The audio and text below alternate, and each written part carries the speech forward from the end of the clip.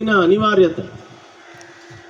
ನಮ್ಮಲ್ಲಿ ಇನ್ನೊಂದು ಸುಂದರವಾದಂತಹ ಕತೆ, ಗುಪ್ತರ ಕಾಲದಲ್ಲಿರುವಂತಹ ಕತೆ, ವಿಕ್ರಮಾದಿತ್ಯನ ಕಾಲದಲ್ಲಿ ನಡೆದ ಕಥೆಯನ್ನು ನಮ್ಮ ಶಾಸ್ತ್ರಗಳು ಹೇಳ್ತಾರೆ. ಒಂದು ದಿನ ಈ ಕಥೆ ನೀವು ಕೇಳಿಸ್ಕೊಳ್ಳಿ ಅಂತ ಹೇಳ್ತಾ ಇದ್ದೀನಿ. ಕಥೆಯ ಮೂಲಕ ಸಂಘದ ಶಕ್ತಿಯನ್ನು ಹೇಳುವಂತಹ ವಿಚಾರ. ವಿಕ್ರಮಾದಿತ್ಯನಿಗೆ ಒಂದು ವಿಶಿಷ್ಟವಾದಂತಹ ಒಂದು ಆಸೆ ಇತ್ತು. ತನ್ನ ಪತ್ನಿ, ಧರ್ಮಪತ್ನಿ ಅತ್ಯಂತ ಸುಂದರವಾದವಳಾಗಿದ್ದಾಳೆ. ಈಗ ತುಂಬ ಸುಂದರವಾಗಿರುವಂತಹ ಆ ಧರ್ಮಪತ್ನಿಯ ಚಿತ್ರವನ್ನು ಒಂದನ್ನು ಬರೆಸಿಡಬೇಕು. ಯಾಕೆಂದರೆ ಎಷ್ಟೇ ಆದರೂ ಕೂಡ ವಯಸ್ಸಾಗ್ತಾ ಆಗ್ತಾ ಸೌಂದರ್ಯ ಹೊರಟೋದ್ರೆ ಮತ್ತೆ ಅವಳಲ್ಲಿ ಆ ಸೌಂದರ್ಯವನ್ನು ನೋಡೋದಕ್ಕೆ ಸಾಧ್ಯವಿಲ್ಲ. ಹಾಗಾಗಿ ಆ ಸೌಂದರ್ಯವನ್ನು ನೋಡುವಾಗ ಯಾವಾಗಲೂ ನಾನು ನೆನೆಸ್ಕೋಬೇಕು ಆ ಸೌಂದರ್ಯವನ್ನು. ಆದ್ದರಿಂದ ಅವಳ ಚಿಕ್ಕ ವಯಸ್ಸಿನ ಆ ಫೋಟೋನ ಬರೆಸ್ಬೇಕು ಅಂತ ಅವನಿಗೆ ಆಸೆ. ನಿಮಗೆಲ್ಲ ಗೊತ್ತು, ಆವತ್ತಿನ ಕಾಲಕ್ಕೆ ಫೋಟೋ ಇಲ್ಲ. ಇದ್ದಿದ್ರೆ ಬಹುಶಃ ಫೋಟೋ ತೆಗೆದಿಟ್ಕೊಂಡ್ಬಿಡ್ತಿದ್ರೇನೋ, ಆವಾಗ ಈ ಪ್ರಶ್ನೆ ಬರ್ತಿರ್ಲಿಲ್ಲ. ಆವಾಗ ಆ ರಾಜ್ಯದ ಅತ್ಯಂತ ಶ್ರೇಷ್ಠ ಚಿತ್ರಕಾರನನ್ನು ಕರೆಸಿದ್ರು. ಆ ಚಿತ್ರಕಾರ ಆ ಹೆಂಡತಿಯ ಸೌಂದರ್ಯವನ್ನ, ವಿಕ್ರಮಾದಿತ್ಯನ ಹೆಂಡತಿಯ ಸೌಂದರ್ಯವನ್ನ ಅವನು ಪೂರ್ತಿ ಬರೆದ. ಅದಾದ ನಂತರ ಇದನ್ನೆಲ್ಲ ಸಾರ್ವಜನಿಕವಾಗಿ ಎಲ್ಲರಿಗೂ ತೋರಿಸೋದಕ್ಕಾಗೋದಿಲ್ಲ. ರಾಜರುಗಳು ನನ್ನ ಹೆಂಡತಿ ಚಿತ್ರ ಬರೆಸಿದ್ದೀನಿ ಬನ್ನಿ ನೋಡಿ ಅಂತ ಊರವ್ರನ್ನೆಲ್ಲ ಕರೆಯೋಕ್ಕಾಗತ್ತೆ ಏನು? ತನ್ನ ಅತ್ಯಂತ ಆಪ್ತ ಮಂತ್ರಿ ವರರುಚಿಯನ್ನು ಕರೆದು, ಅಯ್ಯ ನಾನೊಂದು ಚಿತ್ರ ಬರೆಸ್ದೆ ನೋಡು ಅಂತ ಅವರಿಗೆ ತೋರಿಸ್ದೆ. ಆಗ ವರರುಚಿ ಆ ಚಿತ್ರವನ್ನು ನೋಡಿ, ಇಲ್ಲ ಅವಳಿಗೆ ಈ ಜಾಗದಲ್ಲಿ ಒಂದು ಮಚ್ಚೆ ಇರಬೇಕಲ್ಲ, ಬಿಟ್ಬಿಟ್ಟಿದ್ದಾನೆ ಚಿತ್ರಕಾರ ಅಂದ. ಈಗ ರಾಜನಿಗೆ ಭಯ ಆಗೋಯ್ತು. ಅಲ್ಲ, ನಾನು ನನ್ನ ಧರ್ಮಪತ್ನಿಯ ಚಿತ್ರವನ್ನು ಬರೆಸಿದ್ದೀನಿ, ಇವನು ಮಂತ್ರಿ, ಮಚ್ಚೆ ಎಲ್ಲಿರಬೇಕು ಅನ್ನೋದನ್ನು ಕೂಡ ನೋಡ್ಬಿಟ್ಟವನಲ್ಲ, ಇವನು ನಿಜವಾಗ್ಲೂ ಇವನು ಕಷ್ಟ ಇವನು ಅಂತ ಹೇಳಿ ತಕ್ಷಣವೇ ಈ ಅಪರಾಧಕ್ಕಾಗಿ ನಿನ್ನನ್ನು ಜೈಲಿಗೆ ಕಳಿಸ್ತಾ ಇದ್ದೀನಿ. ವರರುಚಿ ಏನು ಮಾತಾಡಲಿಲ್ಲ. ನೀನು ಹೆಂಗೆ ಹೇಳಿದೆ ಅಂತಾನು ಕೇಳಲಿಲ್ಲ, ಇವನೇನು ಹೇಳಲೂ ಇಲ್ಲ, ಜೈಲಿಗೆ ಹಾಕ್ಬಿಟ್ಟು. ವರರುಚಿ ಜೈಲಲ್ಲಿದ್ದ. ಈ ಸಂದರ್ಭದಲ್ಲಿ ವಿಕ್ರಮಾದಿತ್ಯ ಪ್ರತಿದಿನ ಆ ಸಮುದ್ರದ ದಂಡೆಯಲ್ಲಿ ಓಡಾಡ್ತಾ ಇದ್ದ. ಆ ಸಮುದ್ರದ ದಂಡೆಯಲ್ಲಿ ಓಡಾಡುವಾಗ ಸಮುದ್ರದ ಮಧ್ಯದಿಂದ ಒಂದು ಕೈ ಬರ್ತಿತ್ತು. ಹಿಂಗೆ ಕೈ ಬರೋದು, ಕೈ ಬಂದು ಹೀಗೆ ತೋರಿಸೋದು ಕೈನ, ಆಮೇಲೆ ಹೀಗೀಗ ಅನ್ನೋದು, ಒಳಕ್ಕೆ ಹೊರಟೋದು. ಇವನಿಗೆ ದಿನ ನೋಡಿ ನೋಡಿ ತಲೆ ಬೇಜಾರಾಗ್ಬಿಡ್ತು. ಅದು ಕೈ ಹೋಗ್ತಾ ಇಲ್ಲ. ಇವನು ಹೋದಾಗ್ಲೆಲ್ಲ ಸಮುದ್ರದಿಂದ ಕೈ ಆಚೆಗೆ ಬರುತ್ತೆ. ತಕ್ಷಣ ಒಂದು ಡಂಗೂರವನ್ನು ಸಾರಿಸ್ತ. ಯಾರಾದರೂ ನನ್ನ ರಾಷ್ಟ್ರದಲ್ಲಿರೋರು ಆ ಕೈ ಬರ್ತಾ ಇದೆಯಲ್ಲ ಅದಕ್ಕೆ ಏನು ಅರ್ಥ ಅಂತ ಕಂಡಿಡಿದು ಆ ಕೈನ ನಿಲ್ಲಿಸಿದವ್ರಿಗೆ ಬಹುಮಾನ ಕೊಡ್ತೀನಿ. ಎಲ್ಲ ಏನೇನೋ ಟ್ರೈ ಮಾಡಿದ್ರು ಏನೂ ಆಗಲಿಲ್ಲ. ಕಡೆಗೆ ಯಾರೋ ಹೇಳಿದ್ರು, ನಮ್ಮ ರಾಜ್ಯದಲ್ಲಿ ಅತ್ಯಂತ ಬುದ್ಧಿವಂತ ಅಂದ್ರೇ ವರರುಚಿ, ಅದಕ್ಕೆ ನೀ ಮಂತ್ರಿ ಮಾಡಿದೀಯಾ, ಅವನ್ನೇ ತಗೊಂಡೋಗಿ ಜೈಲಿಗೆ ಹಾಕ್ಬಿಟ್ಟಿದೀಯಾ, ಯಾವುದಕ್ಕೂ ಒಂದ್ಸಲ ಅವನನ್ನು ಕೇಳು, ಅವನು ಉತ್ತರ ಹೇಳ್ತಾನೆ ಅಂತ ಹೇಳಿ.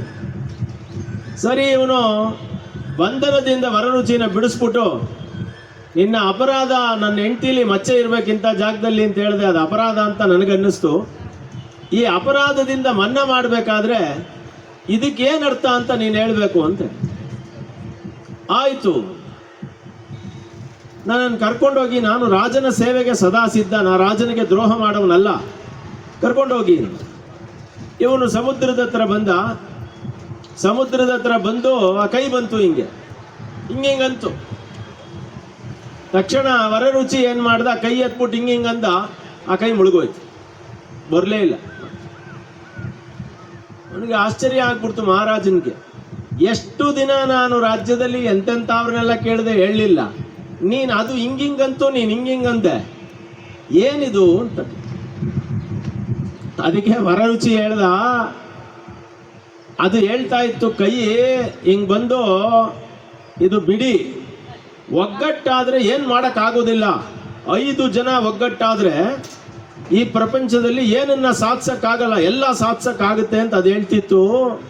ನಾನು ಹೇಳಿದೆ 5 ಜನಕ್ಕೆ ಹೋಗ್ಬೇಡಪ್ಪ, ಒಂದೇ ಜಾತಿಲಿ 2 ಸೇರ್ಕೊಂಡ್ಬಿಟ್ರೆ ಸಾಕು, ಏನು ಬೇಕಾದರೂ ಸಾಧಿಸ್ಬೋದು ಅಂತ ಹೇಳಿದೆ. ಒಳಕೊಂಡೋಯ್ತು ಅಂತ. ನಿಮಗೆ ಇದು ಅರ್ಥ ಇದೆ ಅಂತ ಅನ್ಕೊಳ್ತೀವಿ. 5 ಜನ ಸೇರಿದ್ರೆ ಕಲಿಯುಗದಲ್ಲಿ ಏನೆಲ್ಲ ಸಾಧಿಸಕ್ಕಾಗುತ್ತೆ ಅಂತ ಅದೇ ಹೇಳ್ತು. ನಾನು ಹೇಳ್ದೆ ಒಂದೇ ಸಮುದಾಯದ ಒಂದೇ ಜಾತಿಯ ಇಬ್ರು, ಜಾತಿಗೆ ಜಾತಿ ಶತ್ರು ನೀರಿಗೆ ಪಾಚಿ ಶತ್ರು ಅಂತೆಲ್ಲ ಒಂದು ಗಾದೆ ಉಂಟು ನಮ್ಮಲ್ಲಿ. ಕಾಲೆಳೆಯೋದೇ ನಮ್ಮ ದೇಶದಲ್ಲಿ. ಇವನೊಬ್ಬ ಏನೋ ಮಾಡ್ತಾ ಇದ್ರು, ತಕ್ಷಣ ಕಾಲೆಳೆಯಿದ್ರು. ಅದಕ್ಕೆ ವರರುಚಿ ಹೇಳಿದ್ನಂತೆ, 5 ಜನ ಬೇಡಪ್ಪ, ಒಂದೇ ಜಾತಿಯ ಒಂದೇ ಮನುಷ್ಯರು ಇಬ್ರು ಸೇರ್ಕೊಂಡ್ರೆ ಸಾಕು, ಏನು ಸಾಧಿಸಕ್ಕಾಗಲ್ಲ ಅಂದೆ. ನನ್ನ ಮಾತು ಕೇಳ್ಬಿಟ್ಟು ಅದು ಒಳಗೆ ಹೊರಟೋಯ್ತು. ತಕ್ಷಣ ನಿನಗೇನು ಗೊತ್ತಾಯ್ತಿದು ಅಂದಂತೆ ವರರುಚಿ. ಆವಾಗ ನಿನ್ನ ಹೆಂಡತಿಗೆ ಮಚ್ಚೆ ಹೆಂಗಿರ್ಬೇಕು ಅಂತ ಹೇಳಿದ್ನ ಹಂಗೆ ಗೊತ್ತಾಯ್ತು ಅಂದಂತೆ. ಹಾಗಿದ್ರೆ ನೀನು ನನ್ನ ಹೆಂಡತಿನ ನೋಡಿರ್ಲಿಲ್ವಾ ಅಂತ. ನಾನು ಯಾಕಪ್ಪ ಅವಳನ್ನು ನೋಡ್ಲಿ, ಅವಳ ತಾಯಿ ಸಮಾನ ನನಗೆ. ನೀನು ರಾಜ, ನೀನು ಈಶ್ವರ, ಅವಳು ಹೆಂಡತಿ ನನಗೆ ತಾಯಿ ಸಮಾನ. ಅವಳು ಎಷ್ಟೇ ವಯಸ್ಸಲ್ಲಿರಲಿ, ರಾಜ ಪರಮಾತ್ಮ, ರಾಜ ಪ್ರತ್ಯಕ್ಷ ದೇವತಾ, ಅವಳ ಜೊತೆಲಿರೋಳು ಮಹಾಲಕ್ಷ್ಮಿ ಅಲ್ವೇನಪ್ಪ, ನಾನು ಯಾಕೆ ನೋಡ್ಲಿ? ಮತ್ತು ಅದೇಂಗೆ ಮಚ್ಚೆ ಇರಬೇಕು ಅಂತ ಹೇಳ್ಬಿಟ್ಟಲ್ಲ. ಅವರೆಲ್ಲ ನೋಡಿದ್ರೆ ಮಹಾಪುರುಷರ ಲಕ್ಷಣಪ್ಪ, ಒಬ್ಬೊಬ್ರಿಗಿಂತಿಂತ ಲಕ್ಷಣ ಇದ್ರೆ ಇವ್ರು ಹಿಂಗಿರ್ತಾರೆ ಅಂತ ಹೇಳ್ತಾರೆ. ಆ ಮಹಾಪುರುಷ ಲಕ್ಷಣ ಅವಳಲ್ಲಿ ಇದ್ದಿದ್ರಿಂದ ಅಲ್ಲಿ ಇರಬೇಕು ಅಂತ ಹೇಳಿದೆ ಅಷ್ಟೇ. ಅದಕ್ಕೆ ನೀನು ಹುರ್ಕೊಂಡು ನನ್ನನ್ನು ಜೈಲ್ಗೆ ಹಾಕ್ಬಿಟ್ಟಲ್ಲ ಅಂದ. ತಪ್ಪಾಯಿತು, ನಿನ್ನ ಮತ್ತೆ ಮಂತ್ರಿ ಮಾಡ್ಕೊಳ್ತೀನಿ ಅಂದ. ಸೊ ಈ ಕಥೆಯಿಂದ ನಮಗೆ ಗೊತ್ತಾಗೋದೇನು ಅಂತಂದ್ರೆ, ನಾವು ಆರಂಭದಲ್ಲಿ ಹೇಳಿದ ಸಂಘೆ ಶಕ್ತಿ ಕಲವು ಯುಗೆ ಅಂತೇಳಿ, ಕಲಿಯುಗದಲ್ಲಿ ಸಂಘ ಶಕ್ತಿ ಮುಖ್ಯ. 5 ಜನ ಸೇರಿದ್ರೆ ಏನು ಮಾಡೋಕ್ಕಾಗಲ್ಲ, ಎಲ್ಲಾನು ಸಾಧಿಸ್ಬೋದು ಅಂತಿದ್ದಾಗ, ಒಂದು ಸಮುದಾಯದ 2 ಸೇರ್ಕೊಂಡ್ರೆ ಏನು ಸಾಧನೆ ಮಾಡೋಕ್ಕಾಗಲ್ಲ. ಆದ್ದರಿಂದ ನಾವು ಯೋಚನೆ ಮಾಡಬೇಕಾಗಿರೋದೇನು ಅಂದರೆ, ನಾವು ಇವತ್ತು ಕಲಿಯುಗದಲ್ಲಿರುವಂತಹ ಕಾಲಘಟ್ಟದಲ್ಲಿ ಅತ್ಯಂತ ಚಿಕ್ಕ ಸಮುದಾಯವಾಗಿರುವ ಕಣಿಯರು ನಾವು ಬೇರೆ ಬೇರೆ ಅಂತ ಇದ್ರೆ ಯಾವತ್ತಿಗೆ ತಾನೇ ನೀವು ಒಂದಾಗೋದು? ನೀವೆಲ್ಲ ಯಾವುದಾದ್ರೂ ಒಂದು ಸಂಘ ಮಾಡಿ ಆ ಸಂಘದಲ್ಲಿ ಎಲ್ಲರೂ ಒಟ್ಟಾಗಿ ಹೋಗ್ಬೇಕಲ್ಲ. ಹಾಗಿದ್ರೆ ನೀವು ಸಂಘನೇ ಮಾಡ್ಕೊಂಡಿಲ್ವಾ ಅಂತ ನನಗೆ ಕೇಳಿದ್ರೆ, ನಾನು ನೀವು ಮಾಡಿದ್ದೀರಿ ಅನ್ನೋದು ನನಗೂ ಗೊತ್ತು, ಸಂಘಗಳಿದೆ ಅನ್ನೋದು ನನಗೂ ಗೊತ್ತು. ಆದರೆ ಇವತ್ತಿನ ಈ ಕಾರ್ಯಕ್ರಮದ ಉದ್ದೇಶ ಏನು ಅಂತ ಹೇಳಿದ್ರೆ, ಈ ಸಂಘ ತನ್ನ ವ್ಯಾಪ್ತಿಯನ್ನ ಬದಲಾವಣೆ ಮಾಡ್ಕೋಬೇಕು ಅನ್ನೋದು ಇವರ ಮೂಲ ಉದ್ದೇಶ. ಅಂದ್ರೆ ನಾವು ಬೇರೆ ಬೇರೆ ಅಂತ ಇದ್ರೆ ಯಾವತ್ತಿಗೆ ತಾನೇ ನೀವು ಒಂದಾಗೋದು? ನೀವೆಲ್ಲ ಯಾವುದಾದ್ರೂ ಒಂದು ಸಂಘ ಮಾಡಿ ಆ ಸಂಘದಲ್ಲಿ ಎಲ್ಲರೂ ಒಟ್ಟಾಗಿ ಹೋಗ್ಬೇಕಲ್ಲ. ಹಾಗಿದ್ರೆ ನೀವು ಸಂಘನೇ ಮಾಡ್ಕೊಂಡಿಲ್ವಾ ಅಂತ ನನಗೆ ಕೇಳಿದ್ರೆ, ನೀವು ಮಾಡಿದ್ದೀರಿ ಅನ್ನೋದು ನನಗೂ ಗೊತ್ತು, ಸಂಘಗಳಿದೆ ಅನ್ನೋದು ನನಗೂ ಗೊತ್ತು. ಆದರೆ ಇವತ್ತಿನ ಈ ಕಾರ್ಯಕ್ರಮದ ಉದ್ದೇಶ ಏನು ಅಂತ ಹೇಳಿದ್ರೆ, ಈ ಸಂಘ ಈ ಸಮುದಾಯವನ್ನ ಒಂದು ಧ್ವನಿಯಾಗಿ ತಗೊಂಡು ಬರಬೇಕು. ರಾಜಕೀಯದ ಧ್ವನಿ ಅಲ್ಲದೆ ಹೋದ್ರೂ ಕೂಡ ತಮ್ಮ ತಮ್ಮ ಹಕ್ಕುಗಳನ್ನು ರಕ್ಷಿಸಿಕೊಳ್ಳುವಂತಹ ಒಂದು ಧ್ವನಿಯಾಗಿ ತಗೊಂಡು ಬರಬೇಕು ಅನ್ನೋದು ಅವರ ಮೂಲ ಉದ್ದೇಶ. ನಮ್ಮ ಸಮುದಾಯದಲ್ಲಿರುವಂತಹ ಬಡವರನ್ನು, ನಮ್ಮ ಸಮುದಾಯದಲ್ಲಿರುವಂತಹ ಅಶಕ್ತರನ್ನು, ಸಮುದಾಯದ ಪೂರ್ಣವಾಗಿ ನೊಂದವರನ್ನು, ಅದರಲ್ಲಿ ತುಳಿತಕ್ಕೆ ಒಳಗಾದವರನ್ನು ಮುಖ್ಯವಾಹಿನಿಗೆ ತಗೊಂಡು ಬಂದು ಅವ್ರಿಗೂ ಏನಾದರೂ ಮಾಡಬೇಕು ಅನ್ನೋದೇ ಈ ಕಾರ್ಯಕ್ರಮದ ಮೂಲ ಉದ್ದೇಶ. ನಾವು ಕೆಲವು ಕಡೆ ಕಣಿಯರು, ಕೆಲವು ಕಡೆ ಕಣಿಯನ್ಗಳು, ಕೆಲವು ಕಡೆ ಇನ್ನಿತರ ಹೆಸರುಗಳು, ಇವೆಲ್ಲ ಒಂದೇನೆ. ಹಾಗಿದ್ರೆ ದಕ್ಷಿಣ ಭಾರತದಲ್ಲಿರುವ ಎಲ್ಲರೂ ಕೂಡ ಒಂದಾಗಿ ಸೇರಿದ್ರೆ ಯಾಕೆ ಒಂದು ಮಹಾಶಕ್ತಿ ಆಗಬಾರ್ದು ಅನ್ನೋದು ಅವರ ಮೂಲ ಉದ್ದೇಶ. ಆ ಮೂಲ ಉದ್ದೇಶಕ್ಕಾಗಿಯೇ ಇವತ್ತು ಈ ಕಾರ್ಯಕ್ರಮವನ್ನು ಮಾಡಿ ಕನಿಷ್ಠ ಪಕ್ಷ ಈ 1,000 ಜನವನ್ನಾದರೂ ಸೇರಿಸಬೇಕು ಅನ್ನೋದು ಅವರ ಮೂಲ ಉದ್ದೇಶವಾಗಿತ್ತು. ಇವತ್ತು ನನ್ನ ಪ್ರಕಾರ 1,000 ಜನ, ನೀವು 10,000 ಜನ ಸೇರಿದ್ದೀರಿ. ಯಾಕೆಂದರೆ ನಾನು ಅವ್ರಿಗೆ ಹೇಳಿದೆ, ತುಂಬ ದೊಡ್ಡ ನಂಬರನ್ನು ಫಸ್ಟ್ ಸಮ್ಮೇಳನದಲ್ಲಿ ಯೋಚನೆ ಮಾಡಬಾರ್ದು ಅಂತ ಶಾಸ್ತ್ರಗಳು ಹೇಳ್ತದೆ. ಅಲ್ಪಾರಂಭೋ ಕ್ಷೇಮಕರಹ ಅಂತ ನಾನು ಅದನ್ನು ಹೇಳ್ತಾ ಇದ್ದೆ. ವೇದ ಪಾಠವನ್ನು ನಾವು ಮಾಡ್ತೀವಲ್ಲ ಮಕ್ಕಳಿಗೆ, 45 ನಿಮಿಷ ಮಿನಿಮಮ್ ಪಾಠ ಮಾಡ್ತೀವಿ ಪ್ರತಿದಿನ. 1 ಅವರ್ 1.5 ಅವರ್ ಕ್ಲಾಸ್ ಮಾಡ್ತೀವಿ. ಆದರೆ ಮೊದಲನೇ ಕ್ಲಾಸನ್ನು ಮಾಡುವಾಗ ಯಾವಾಗಲೂ 15ರಿಂದ 20 ನಿಮಿಷದ ಮೇಲೆ ಹೇಳಲ್ಲ. ಯಾಕೆಂದರೆ ಅಲ್ಪಾರಂಭ ಕ್ಷೇಮಕರಹ ಅಂತ. ಅದು ಅಲ್ಲದೆ ನೀವು ಎಲ್ಲ ಧರ್ಮದ ಗುರುಗಳನ್ನು ನೋಡಿ, ಆ ಧರ್ಮ ಆರಂಭವಾದಾಗ ಅವ್ರ ಜೊತೆಲಿ ಇದ್ದಿದ್ದೆಲ್ಲ ಬರೀ 4 ಜನ, 3 ಜನ, 5 ಜನ ಅಷ್ಟೇನೆ. ಆದರೆ ಇವತ್ತು ಪ್ರಪಂಚ ಪೂರ್ತಿ ಆ ಧರ್ಮಗಳು ವ್ಯಾಪಿಸಿದೆ. ಆ ಉದ್ದೇಶ ಚೆನ್ನಾಗಿದ್ದಾಗ ಎಷ್ಟು ಜನ ಬಂದರು ಅನ್ನೋದು ಮುಖ್ಯ ಆಗಲ್ಲ, ಎಷ್ಟು ಕ್ವಾಲಿಟಿ ಅದರಲ್ಲಿತ್ತು ಅನ್ನೋದು ಮುಖ್ಯ ಆಗುತ್ತೆ. ಅದಷ್ಟೇ ಅಲ್ಲ, ಈ ದೊಡ್ಡ ದೊಡ್ಡ ನದಿಗಳು, ಗಂಗಾ ನದಿ ಎಷ್ಟು ದೊಡ್ಡ ನದಿ ಭಾರತದಲ್ಲಿ, ಆದರೆ ಗಂಗೋತ್ರಿ ಅತ್ಯಂತ ಚಿಕ್ಕ ಜಾಗ. ನೀವು ಕಾವೇರಿ ನದಿ ಇದೆ, ಕಾವೇರಿ ಎಷ್ಟು ದೊಡ್ಡದಾಗಿ ಹರಿಯುತ್ತೆ, 600-800 ಕಿಲೋಮೀಟ್ರು, ಆದರೆ ಹುಟ್ಟೋದು ಚಿಕ್ಕ ಬ್ರಹ್ಮಕುಂಡಿಕೆಯಲ್ಲಿ. ಹಾಗಾಗಿ ನಾನು ಅವ್ರಿಗೆ ಹೇಳಿದೆ, ಎಷ್ಟು ಜನ ಬರ್ತಾರೆ ಅನ್ನೋದು ಮುಖ್ಯವಾಗೋದಿಲ್ಲ, ಎಷ್ಟು ಜನ ಇದರಲ್ಲಿ ಸಂಕಲ್ಪವನ್ನು ತಗೊಳ್ತಾರೆ, ನಾವೆಲ್ಲ ಒಗ್ಗಟ್ಟಾಗಿರೋಣ ಅನ್ನೋದು ಮುಖ್ಯ ಆಗುತ್ತೆ. ಯಾಕೆಂದರೆ ಅವರು ಸಂಕಲ್ಪ ಬದ್ಧರಾದರೆ ಅದು ಮುಂದಕ್ಕೆ ದೊಡ್ಡ ನದಿಯಾಗಿ ಹರಿಯುತ್ತೆ ಅನ್ನೋದು ನಾನು ಅವರಿಗೆ ಹೇಳಿದ ಮಾತುಗಳು. ಇನ್ನು ಈ ಕಣಿಯನ್ ಜನಾಂಗ ಬಹಳ ಪ್ರಾಚೀನವಾದಂತಹ ಜನಾಂಗ. ಇದೆಲ್ಲ ವೇದಗಳಲ್ಲೇ ಬಂದಿರುವಂತಹ ಜನಾಂಗ. ಇದು ವೇದಗಳಲ್ಲಿ ಒಂದು ಶಾಕುನ ಸೂಕ್ತ ಅಂತ ಇದೆ.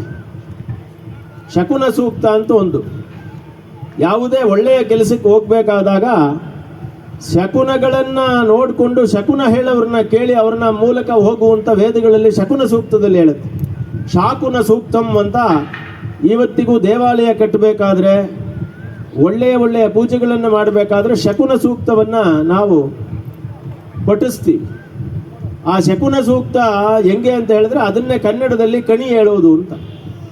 ಕಣಿ ಅನ್ನೋದು ಶಕುನ ಶಬ್ದದಿಂದ ಬಂದಿರುವಂತಹದ್ದು. ಕಣಿ ಅಂತಂದ್ರೆ ಮುಂದೆ ಆಗೋದನ್ನ ನುಡಿಯೋದು ಅನ್ನೋ ಅರ್ಥದಲ್ಲಿ. ಆದ್ರಿಂದ ಯಾರು ಜ್ಯೋತಿಷ್ಶಾಸ್ತ್ರದ ಸಮಗ್ರ ಚಿಂತನೆಯನ್ನು ಮಾಡ್ತಿದ್ರೋ, ಜ್ಯೋತಿಷ್ಶಾಸ್ತ್ರ ಅಂದ್ರೆ ಕೇವಲ ಬುಕ್ಕಲ್ಲಿರೋದು ಮಾತ್ರ ಅಲ್ಲ, ಕಣ್ಣಿಗೆ ಕಾಣುವಂತಹ ದೃಗ್ಗೋಚರವಾಗಿರುವಂತಹ ದೃಗ್ಗಣಿತ, ಅದಕ್ಕೆ ದೃಗ್ಗಣಿತ ಅಂತ ಹೆಸರು.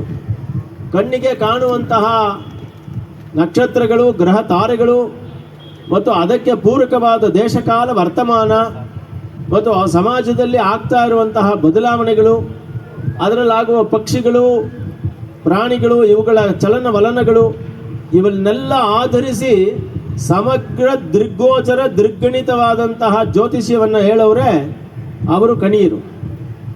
ಯಾಕಂದರೆ ಅವರಿಗೆ ಶಾಸ್ತ್ರವೂ ಗೊತ್ತಿರಬೇಕು, ನಡೆನುಡಿಗಳೂ ಗೊತ್ತಿರಬೇಕು, ಆ ಪ್ರಾಣಿ ಪಕ್ಷಿಗಳ ಪರಿಚಯವೂ ಇರಬೇಕು. ಅಂದರೆ ಶಕುನಶಾಸ್ತ್ರ, ಸಮುದ್ರಶಾಸ್ತ್ರ, ಜ್ಯೋತಿಷ್ಶಾಸ್ತ್ರ, ಜ್ಯೋತಿಷ್ಶಾಸ್ತ್ರದಲ್ಲಿ ಗಣಿತಶಾಸ್ತ್ರ, ಜ್ಯೋತಿಷ್ಯ, ಹೋರ, ಸ್ಕಂಧ ಇಷ್ಟೂ ಗೊತ್ತಿದ್ದವರು ಮಾತ್ರನೇ ಜ್ಯೋತಿಷಿಗಳಾಗೋದಕ್ಕೆ ಸಾಧ್ಯ.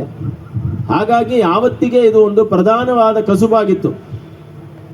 ಜ್ಯೋತಿಷ್ಶಾಸ್ತ್ರ ಅಂದರೆ ನಾವೇನು ಅನ್ಕೊಂಡ್ಬಿಡ್ತೀವಿ, ಭಾಳ ಸುಲಭವಾಗಿ ಜ್ಯೋತಿಷ್ಶಾಸ್ತ್ರ ಅಂದರೆ ಅದರಲ್ಲಿ ಗಣಿತ ಇಲ್ಲ, ಏನೂ ಇಲ್ಲ, ಬಾಯಿಗೆ ಬಂದಿದ್ದು ಹೇಳೋದೇ ಜ್ಯೋತಿಷ್ಶಾಸ್ತ್ರ ಅಂತ ಆಗ್ಬಿಟ್ಟಿದೆ ಇವತ್ತು. ಹಾಗೆ ಬಾಯಿಗೆ ಬಂದಿದ್ದೆಲ್ಲ ಹೇಳೋದು ಜ್ಯೋತಿಷ್ಶಾಸ್ತ್ರ ಅಲ್ಲ. ಜ್ಯೋತಿಷ್ಯ ಮತ್ತು ಆಯುರ್ವೇದ ಇವೆರಡೂ ಕೂಡ ಕಣ್ಣಿಗೆ ಕಾಣದೆ ಹೋದರೆ ಜನ ಬರ್ತಾರೇನ್ರಿ ತಿರ್ಗಾ? ನಿಮಗೆ ಹೊಟ್ಟೆ ನೋವಿದೆ, ಒಬ್ಬನ ಹತ್ರ ಹೋಗ್ತೀರಿ, ಡಾಕ್ಟ್ರೇ ಔಷಧಿ ಕೊಡಿ ಅಂತೀರಿ, ಅವನ ಔಷಧಿಯನ್ನು ಕೊಡ್ತಾನೆ. ಆ ಹೊಟ್ಟೆ ನೋವು ಹೋಗದೆ ಹೋದರೆ ತಿರ್ಗಾ ಆ ಡಾಕ್ಟ್ರ್ ಹತ್ರ ಹೋಗ್ತೀವ ನಾವು? ಹಾಗಿದ್ರೆ ಡಾಕ್ಟ್ರ್ ಹತ್ರ ಹೋದಾಗ ಅದರಲ್ಲಿ ಏನೋ ಒಂದು ಫಲ ಸಿಕ್ಕಿದ್ರೆ ಮಾತ್ರನೇ ಆ ಡಾಕ್ಟ್ರ್ ಹತ್ರ ಹೋಗ್ತೀವಿ, ಇಲ್ಲದೆ ಹೋದರೆ ಆ ಡಾಕ್ಟ್ರನ್ನ ಬಿಟ್ಬಿಟ್ಟು ಇನ್ನೊಂದು ಡಾಕ್ಟ್ರನ್ನ ಹುಡ್ಕೊಂಡು ಹೋಗ್ತೀವಿ. ಹಾಗೆಯೇ ಜ್ಯೋತಿಷ್ಯವೂ ಅಷ್ಟೇ ಅಲ್ವಾ? ಜ್ಯೋತಿಷ್ಯ ಶಾಸ್ತ್ರದಲ್ಲಿ ನಾವು ಹೋಗಿ ಯಾರನ್ನೋ ಒಂದು ವಿಚಾರವನ್ನು ಕೇಳಿದಾಗ ಅವರು ನಮಗೆ ಏನೋ ಒಂದಷ್ಟು ಮಾರ್ಗದರ್ಶನ ಮಾಡಿದಾಗ ಅದು ಫಲಕಾರಿ ಆದಾಗಲೇ ತಿರ್ಗಾ ವಾಪಸ್ ಹೋಗ್ತೀವಿಯೇ ಹೊರತು ಅದನ್ನು ನಂಬ್ತೀವಿಯೇ ಹೊರತು ಇಲ್ಲಾಂದ್ರೆ ಮಾಡೋದಿಲ್ಲ. ಹಾಗಿದ್ರೆ ಕಳೆದ 10,000 ವರ್ಷದಿಂದ ಈ ಜ್ಯೋತಿರ್ವೇದ ಅಂದರೆ ಜ್ಯೋತಿಷ್ಯ, ಆಯುರ್ವಿಜ್ಞಾನ ಇವೆಲ್ಲ ಬದುಕಿದೆ ಅಂದರೆ ಏನರ್ಥ? ಅದರಲ್ಲಿ ಸತ್ಯ ಇದೆ ಅಂತ ಅರ್ಥ. ಅದಿಲ್ಲದೆ ಹೋಗಿ ಸತ್ಯ ಇಲ್ಲದೆ ಇರೋ ಯಾವುದು ಉಳಿಯೋದಿಲ್ಲ. ನಮ್ಮ ಭಾರತದ ಮೂಲ ವಾಕ್ಯವೇ ಮುಂಡಕೋಪನಿಷತ್ತಿನಿಂದ ಬಂದಿರೋದು, ಸತ್ಯಮೇವ ಜಯತೆ ನಾನೃತಂ ಅಂತ. ಅನೃತ ನಿಲ್ಲೋದಿಲ್ಲ ಬಹಳ ದಿನ. ಇದು ಕಣಿಯಲ್ಲ. ಇದು ಅಂದರೆ ಏನರ್ಥ? ಇದು ಪಾಸಿಬಿಲಿಟೀಸ್ ಅಂತ ಅರ್ಥ. ನಮ್ಮ ಕಾಯನ್ನು ಹಿಂಗೆ ಎಸೆದಾಗ, ನೀವೆಲ್ಲ ಗಣಿತ ಓದಿರ್ತೀರಿ ಕ್ಲಾಸಲ್ಲಿ, ಹಿಂಗೆ ಎಸೆದಾಗ ಎಟ್ಟು ಬೀಳುತ್ತಾ ಟೈಲ್ ಬೀಳುತ್ತಾ, ಎರಡರಲ್ಲೊಂದು ಬೀಳಲೇಬೇಕಲ್ಲ. ಹಾಗಾಗಿ ಇದು ಒಳ್ಳೆಯದಾಗುತ್ತಾ ಕೆಟ್ಟದಾಗುತ್ತಾ ಹಾಗೆ ಹೇಳೋದೆಲ್ಲ ಕಣಿ ಅಲ್ಲ. ಕಣಿ ಹೇಳೋದು ಅಂತ ಅನ್ನೋದು ಶಾಸ್ತ್ರಬದ್ಧವಾಗಿ ತಮ್ಮ ಮನಸ್ಸಿಗೆ ಬಂದಂತಹ ಆ ಜ್ಞಾನ ಇದೆಯಲ್ಲ, ಜ್ಯೋತಿರ್ವಿಜ್ಞಾನ ಮತ್ತು ಈ ಶಕುನ ಶಾಸ್ತ್ರ, ಅದರ ಆಧಾರದ ಮೇಲೆ ಹೇಳ್ತಾ ಇದ್ದಿದ್ದೇ ಈ ಕಣಿ. ಇನ್ನೂ ಒಂದು ಇದರಲ್ಲಿ ಸೂಕ್ಷ್ಮ ಇದೆ. ನಮ್ಮ ಧರ್ಮಪತ್ನಿ ವನಿತಾ ಅವರ ತಾತ 99 ವರ್ಷ ಬದುಕಿದ್ರು ಅವರು. ಅವರೊಂದು ನನಗೆ ವಿದ್ಯೆಯನ್ನು ಹೇಳ್ಕೊಟ್ರು. ಏನು ವಿಶೇಷ ವಿದ್ಯೆ ಅಂತ ಕೇಳಿದ್ರೆ, ನನ್ನ ಎದುರುಗಡೆ ಇರೋನು ಎಡಗಡೆ ಹೊಳ್ಳೆಯಲ್ಲಿ ಉಸಿರಾಡ್ತಾ ಇದ್ದಾನ, ಬಲಗಡೆ ಹೊಳ್ಳೆಯಲ್ಲಿ ಉಸಿರಾಡ್ತಾ ಇದ್ದಾನ ಅಂತ ಕಂಡುಹಿಡಿಯೋದು. ಅಂದರೆ ಇದು ಚಂದ್ರನಾಡಿ, ಇದು ಸೂರ್ಯನಾಡಿ ಅಂತ. ನೀ ನನ್ನ ಎದುರುಗಡೆ ಬಂದು ನಿಂತ್ಕೊಂಡ್ರೆ ನೀನು ಯಾವ ನಾಡಿಯಲ್ಲಿ ಉಸಿರಾಡ್ತಾ ಇದೆಯಾ ಅಂತ ನಾನು ಹೇಳಬಲ್ಲೆ. ಅದನ್ನು ಅವ್ರು ಹೇಳ್ಕೊಟ್ರು. ಅಂದರೆ ಆಗಿನ ಕಾಲದಲ್ಲಿ ಎಷ್ಟು ವಿಚಾರಗಳಿರ್ತಿತ್ತು ಅಂತ. ಇವಾಗ ಕಣಿ ಹೇಳೋನು ಅನ್ನೋದಾದರೆ ಅವನ ಎದುರುಗಡೆ ಬಂದು ನಿಂತ್ಕೊಂಡ್ರೆ ಅವ್ರಿಗೆ ಗೊತ್ತಾಗೋದು. ಅವ್ರಿಗೆ ಆ ಚಂದ್ರನಾಡಿ ಸೂರ್ಯನಾಡಿಯಲ್ಲಿ ಯಾವುದರಲ್ಲಿ ಉಸಿರು ಹೋಗ್ತಾ ಇದೆ ಅನ್ನೋದನ್ನು ನೋಡಿ ಅದರ ಆಧಾರದ ಮೇಲೆ ಇವನ ಆರೋಗ್ಯವನ್ನು ಡಿಸೈಡ್ ಮಾಡಿ ಅವರು ಇದನ್ನು ಹೇಳೋರು, ಭವಿಷ್ಯವನ್ನು. ಈ ಎಲ್ಲ ವಿದ್ಯೆಗಳು ಮರ್ತೋಗಿದೆ.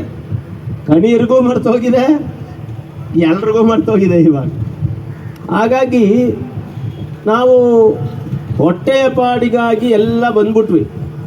ಸುಮಾರು 200 ವರ್ಷಗಳ ಹಿಂದೆ ನಮ್ಮ ದೇಶವನ್ನು ಬ್ರಿಟಿಷರು ಆಳ್ತಾ ಇದ್ದಾಗ ನಮ್ಮೆಲ್ಲ ಮೂಲ ವೃತ್ತಿಗಳನ್ನು ಬಿಟ್ಬಿಟ್ವಿ ನಾವು. ನಮಗೆ ಆವತ್ತಿನ ಕಾಲಕ್ಕೆ ಬದುಕೋದೇ ಒಂದು ದೊಡ್ಡ ಚಾಲೆಂಜ್ ಆಗಿತ್ತು. ನಿಮಗೆ ಮಾತ್ರ ಅಲ್ಲ, ಬ್ರಾಹ್ಮಣರಿಗೂ, ನಮ್ಮ ಮೇಲ್ಕೋಟೆಯಲ್ಲಿರೋರಿಗೂ, ನಮ್ಮ ತಂದೆಯವರಿಗೂ ಎಲ್ಲರಿಗೂ ಇಂಥ ಪ್ರಾಬ್ಲಮ್ ಆಗೋಯ್ತು. ಯಾಕೆಂದರೆ ಶಾಸ್ತ್ರಾಧ್ಯಯನಕ್ಕೆ ವಿದ್ಯೆ ಉಳಿಸ್ಕೊಳ್ಳೋಕೆ ಅವಕಾಶ ಆಗಿಲ್ಲ. ಬದುಕೋದೇ ದೊಡ್ಡದಾಗ್ಬಿಟ್ರೆ ವಿದ್ಯೆ ಎಲ್ಲಿಂದ ಉಳಿಸ್ತೀರಿ? ಇವತ್ತು ಮಧ್ಯಾಹ್ನ ಊಟ ಸಿಗೋದಿಲ್ಲ ಅನ್ನೋದು ನಿಮ್ಮ ಮನಸ್ಸಿಗೆ ಬಂದ್ಬಿಟ್ರೆ ಚಡಪಡಿಸೋದಕ್ಕೆ ಸ್ಟಾರ್ಟ್ ಮಾಡಿಬಿಡ್ತೀರಿ. ಮಧ್ಯಾಹ್ನದ ಊಟ ರೆಡಿ ಇದೆ ಅನ್ನೋದ್ರಿಂದನೇ ನೆಮ್ಮದಿಯಾಗಿ ಕುಂತಿರೋದು. ಇದು ನಿಜ. ಇದು ನಾನು ಹೇಳೋ ತಮಾಷೆ ಅಂತ ಅನ್ನಿಸ್ಬೋದು ನಿಮಗೆ, ಸತ್ಯ. ನಾಳೆ ಬೆಳಿಗ್ಗೆ ಊಟಕ್ಕೇನಪ್ಪ ಅಂತ ಯೋಚನೆ ಮಾಡೋನು ಊಟವನ್ನು ಬಿಟ್ಟು ಬೇರೆ ಏನನ್ನೂ ಯೋಚನೆ ಮಾಡೋಕ್ಕಾಗಲ್ಲ.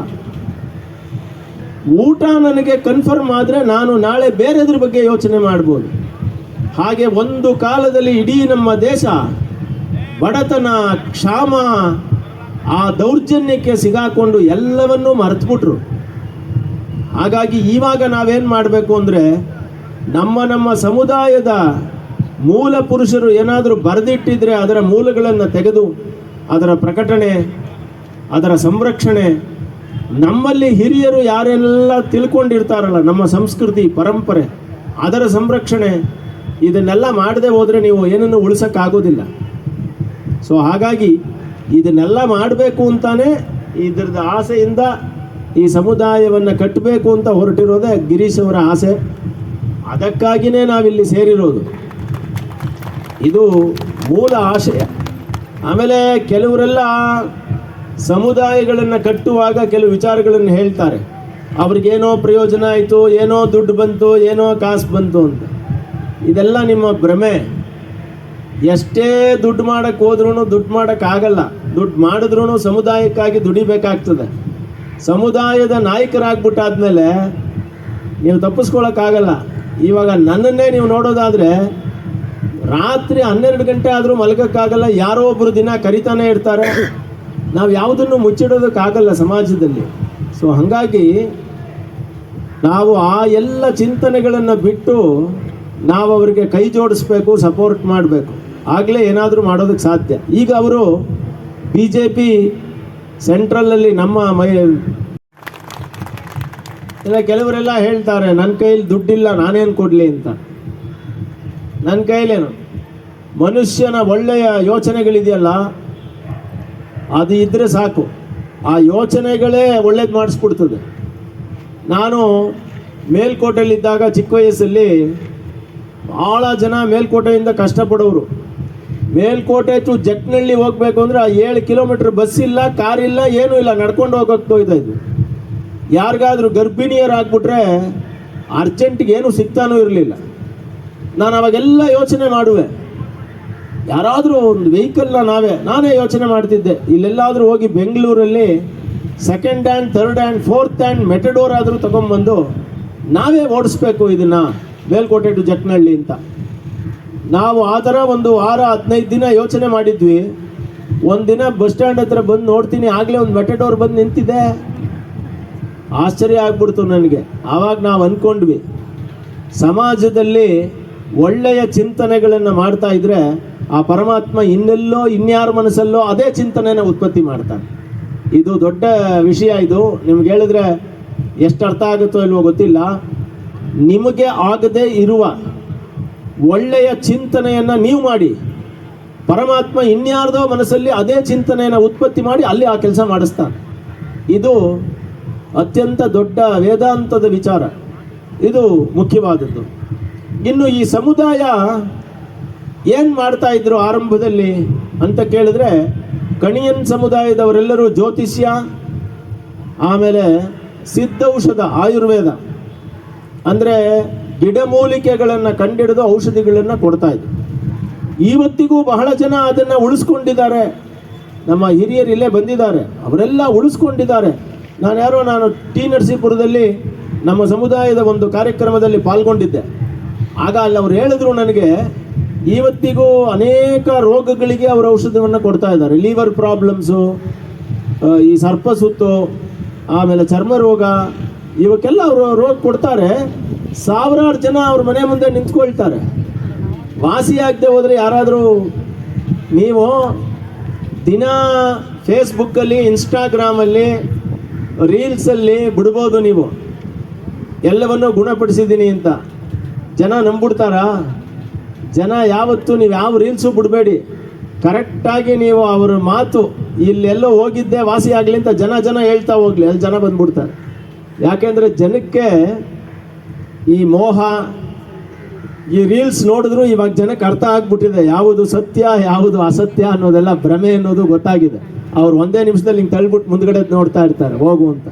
ಹಾಗಾಗಿ ಜನಗಳನ್ನು ಸುಲಭವಾಗಿ ಮೋಸ ಮಾಡೋದಕ್ಕಾಗೋದಿಲ್ಲ. ಮೋಸ ಹೋಗೋ ತಂಡನೇ ಬೇರೆ. ಹಾಗಾಗಿ ಇವರೆಲ್ಲ ಆಯುರ್ವೇದ, ಜ್ಯೋತಿಷ್ಯ, ಕೃಷಿ ಇದೆಲ್ಲ ಮಾಡ್ತಾಯಿದ್ರು. ಇವತ್ತು ಎಷ್ಟೋ ಜನ ಕಣಿಯರಿಗೆ ಪಾಪ ಭೂಮಿನೇ ಇಲ್ಲ. ಇವತ್ತು ಎಲ್ಲಿದೆ ಭೂಮಿ? ಏನೂ ಇಲ್ಲ. ಎಲ್ಲ ತುಂಬ ಚಿಕ್ಕ ಪುಟ್ಟ ಕೆಲಸಗಳನ್ನು ಮಾಡಿ ಬದುಕ್ತಾ ಇದ್ದಾರೆ. ಆ ಸಮುದಾಯಕ್ಕಿದ್ದಂತಹ ಯಾವ ಇದೂ ಇಲ್ಲ.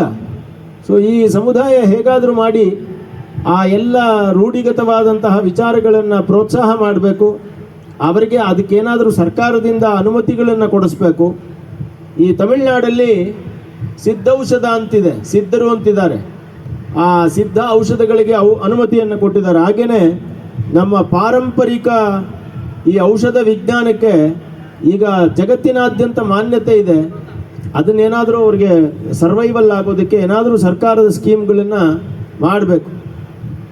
ಹೀಗೆ ಈ ಕಣಿಯನ್ ಜನಾಂಗ ಇದೆಯಲ್ಲ, ಇವರೆಲ್ಲರೂ ಮೊದಲಿನಿಂದ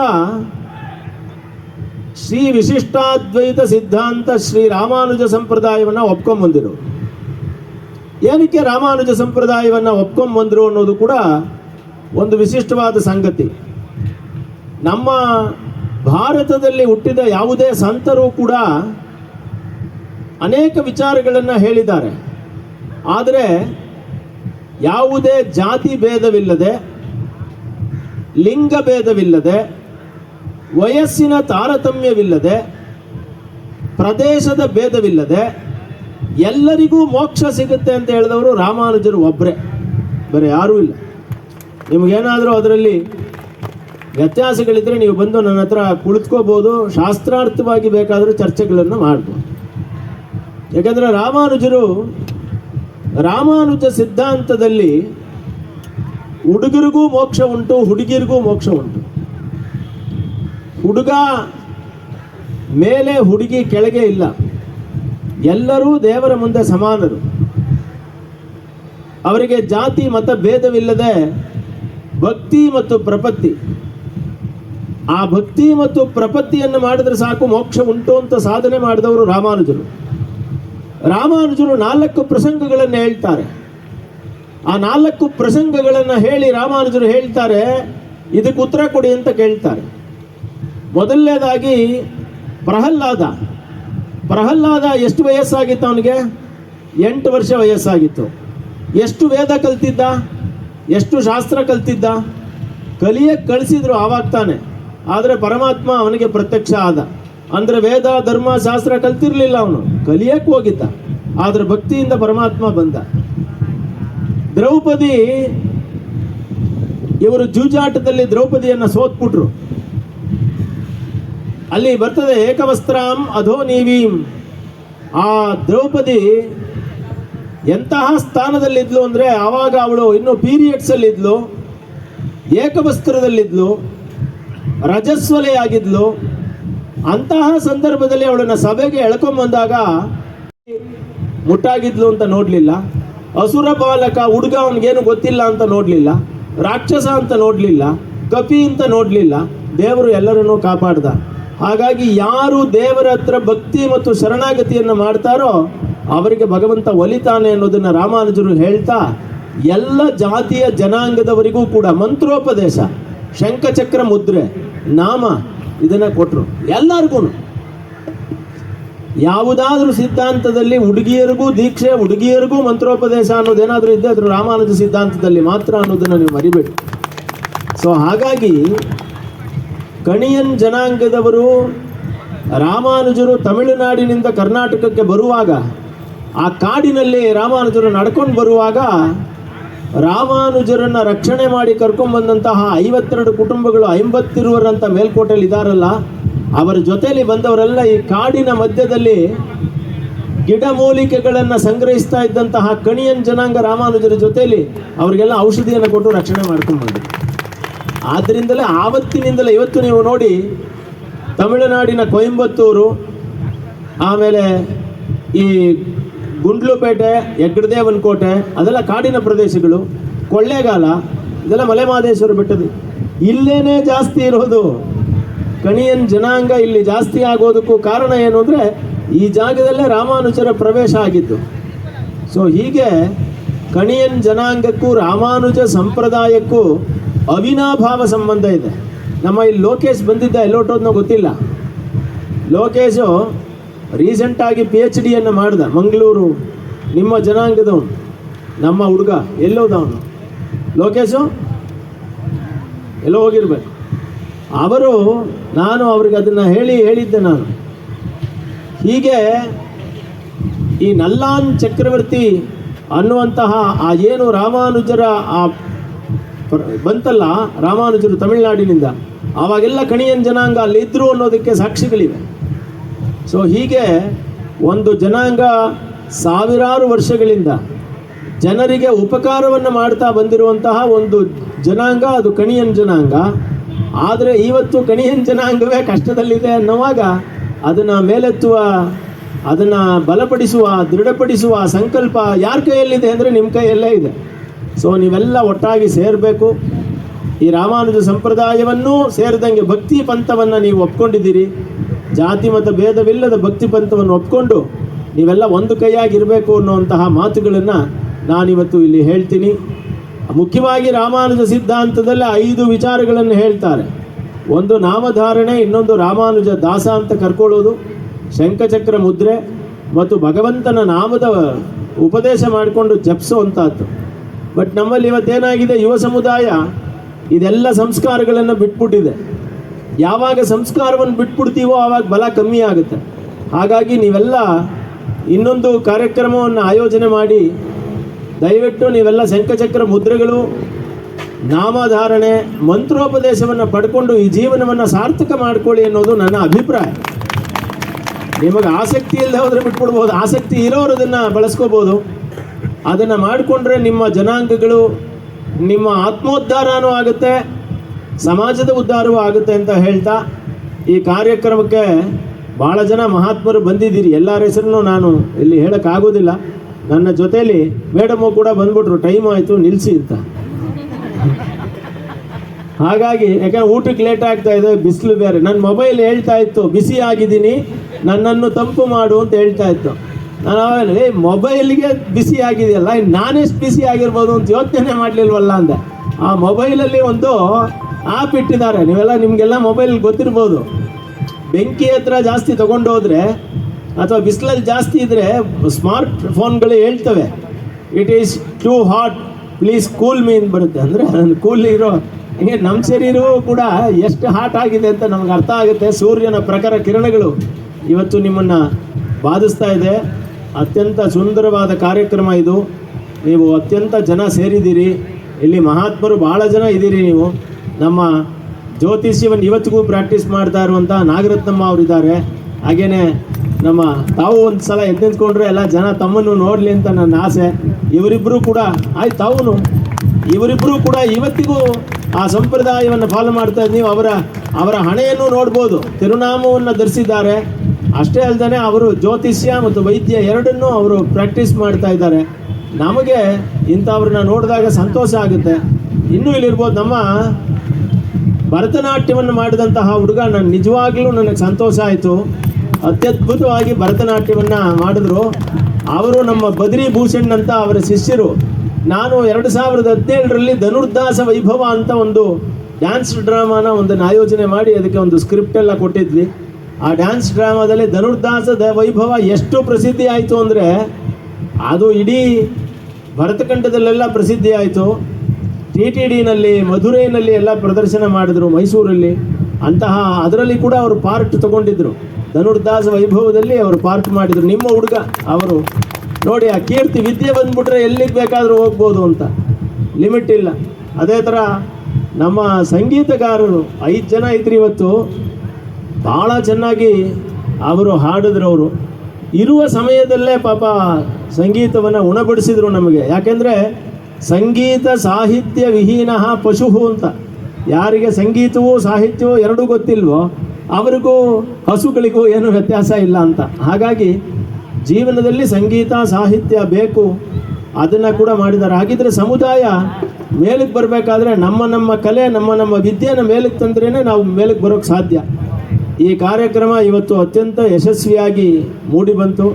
ಈ ಕಾರ್ಯಕ್ರಮಕ್ಕೆ ಆಯೋಜನೆ ಮಾಡೋದಕ್ಕೆ ಪಾಪ ನಮ್ಮ ಗಿರೀಶ್ ಅವರು ಮತ್ತು ರಮೇಶ್ ಅವರು ಎಲ್ಲ ಹೊರಟೋದ್ರು. ರಮೇಶ್ ಅವರು ಏನೋ ಅರ್ಜೆಂಟಿಗೆ ನೋಡೋದಕ್ಕೆ. ಈ ರಮೇಶ್ ಅವರು ಇವರಿಬ್ಬರು ಕೂಡ ಸುಮಾರು ಒಂದು 4-5 ಸಲ ಬಂದಿದ್ದಾರೆ. ಎಲ್ಲ ಕಣಿಯರು ಒಂದಾಗಿ ದಕ್ಷಿಣ ಭಾರತದ ಕಣಿಯರ ಸಮಿತಿ ಇನ್ನಷ್ಟು ಬಲಪಡಿಸ್ಕೊಳ್ಳಿ. ರಾಜಕೀಯವಾಗಿಯೂ ಸಾಮಾಜಿಕವಾಗಿಯೂ ಆರ್ಥಿಕವಾಗಿಯೂ ಮತ್ತು ನೀವು ಸಂಸ್ಕಾರಯುತರಾಗಿಯೂ ಅಭಿವೃದ್ಧಿ ಆಗಬೇಕು. ನೀವೆಲ್ಲ ಈ ರೀತಿ ಆಗಬೇಕು. ಕುಮುದಾ ಮೇಡಮ್ಮು ಅವರು ಕೂಡ ಜೊತೆಲಿದ್ದು ಅವ್ರು ಹೇಳ್ತಾ ಇದ್ರು ನನಗೆ, ಇದು ಎಲ್ಲವನ್ನು ಪ್ರೋತ್ಸಾಹವನ್ನು ಕೊಟ್ಟಿದ್ದಾರೆ. ಇಲ್ಲೇ ಪಕ್ಕದಲ್ಲಿ ನಿಂತಿದ್ರು ಅವರು. ಹಾಗೆ ಅವರ ಸಂಕಲ್ಪಗಳಿಂದ ಇದು ನಡೀತಾ ಇದೆ. ನೀವೆಲ್ಲರೂ, ನಾನು ಒಬ್ಬರು ಅಂತ ಹೇಳಿದ್ರೆ ತಪ್ಪಾಗುತ್ತೆ, ಅದಕ್ಕೆ ಎಲ್ಲರಿಗೂ ನೀವೆಲ್ಲ ಸೇರಿದ್ರಿಂದ ಈ ಕಾರ್ಯಕ್ರಮ ಆಗಿದೆ. ಎಲ್ಲರೂ ನಮ್ಮ ಮನೆಗೆ ಬನ್ನಿ, ಮೇಲ್ಕೋಟೆಗೆ ಬನ್ನಿ, ಮೈಸೂರಿಗೆ ಬನ್ನಿ. ಸಾಧ್ಯವಾದರೆ ನೀವೆಲ್ಲ ಸಂಸ್ಕಾರಗಳನ್ನು ಪಡ್ಕೊಳ್ಳಿ, ಚೆನ್ನಾಗಿರಿ, 100 ವರ್ಷ ಬದುಕಿ. ನೀವು ಬದುಕುವ ಜೊತೆಯಲ್ಲಿ ನಿಮ್ಮ ಸಮುದಾಯವನ್ನು ಬದುಕಿಸಿ, ಅದು ನಮ್ಮ ವಿಚಾರ. ಗಿರೀಶ್ ಅವರಿಗೆ ನಿಮ್ಮ ಪ್ರೋತ್ಸಾಹ ಇರಲಿ. ಗಿರೀಶ್ ಅವರು ಇನ್ನಷ್ಟು ಇಂತಹ ಉತ್ತಮವಾದಂತಹ ಅನೇಕ ಕಾರ್ಯಕ್ರಮಗಳನ್ನು ಮಾಡುವ ಶಕ್ತಿ ಅವರಿಗೆ ಭಗವಂತ ಕೊಡಲಿ. ಶೀಘ್ರದಲ್ಲಿ ಅವರಿಗೆ ರಾಜಕೀಯವಾಗಿಯೂ ಇನ್ನಷ್ಟು ಶಕ್ತಿ ಅವರಿಗೆ ಬರಲಿ ಅಂತ ನಾವು ಹಾರೈಸ್ತೀವಿ. ನಮಗೆ ಪಾರ್ಟಿ ಮುಖ್ಯ ಅಲ್ಲ.